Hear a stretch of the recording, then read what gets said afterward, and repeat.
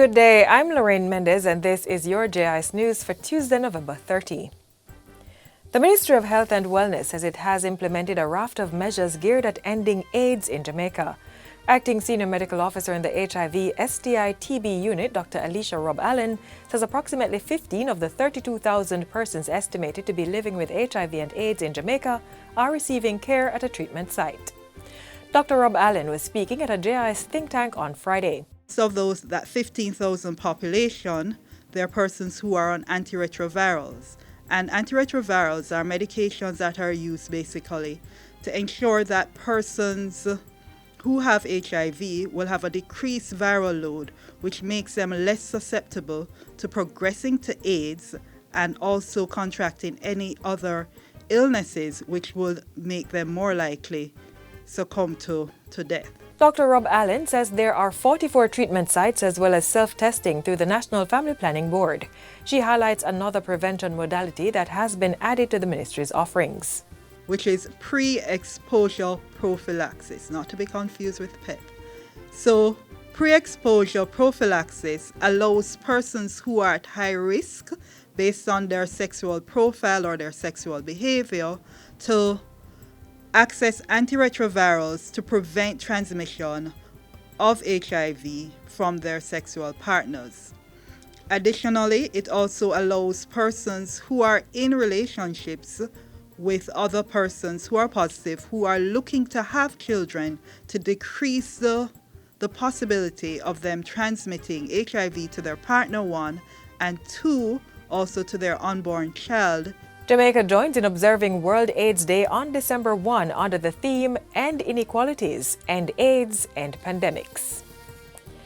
In support of government's continued efforts to develop the ICT capacity of Jamaicans, 29 students are the latest recipients of the Huawei Seeds for the Future program.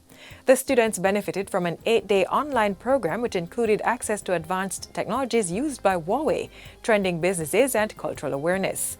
The participants were each given a program graduation certificate from Huawei Technologies during a ceremony last Friday.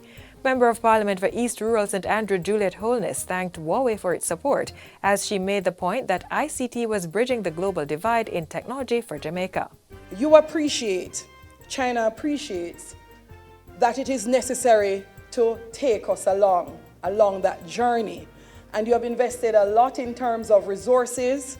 You have literally created an imaginary bridge to China in how you have extended yourself and companies have extended themselves to training and developing Jamaicans. The overall participating class for this year consisted of 112 students from Ghana, Jamaica, Trinidad and Tobago, and Suriname. Meanwhile, to expand the program, Jamaica has signed a Memorandum of Understanding with Huawei Technologies. This is to establish a learning platform at the University of the West Indies, UWI, and the University of Technology Jamaica, UTech, under the Jamaica ICT Talent Hub Initiative program. This initiative will be carried out under the slogan, Cultivate ICT Talents and Build Industry Connections. It will see Huawei identifying and recruiting individuals to develop Jamaica as an ICT talent center of the Caribbean region. The company will provide the ICT equipment, course and platform resources and scholarships valued at $4 million each year to UWI and UTech students in the program. It is a true incubator experience for our young people, allowing them to expand their skills and develop their understanding in a global technology digital marketplace. By planting these seeds of opportunity, Huawei is contributing to national building by supporting critical development areas. Huawei proposed a strategy to build a Jamaican ICT talent hub based on the main ICT technology directions and the Jamaican's industry development status, and improve the national ICT talent training system. Continuously develop ICT talent for the Caribbean. Being living in Jamaica for about 1 year, I have seen how much potential we have in this island, especially with the young generation.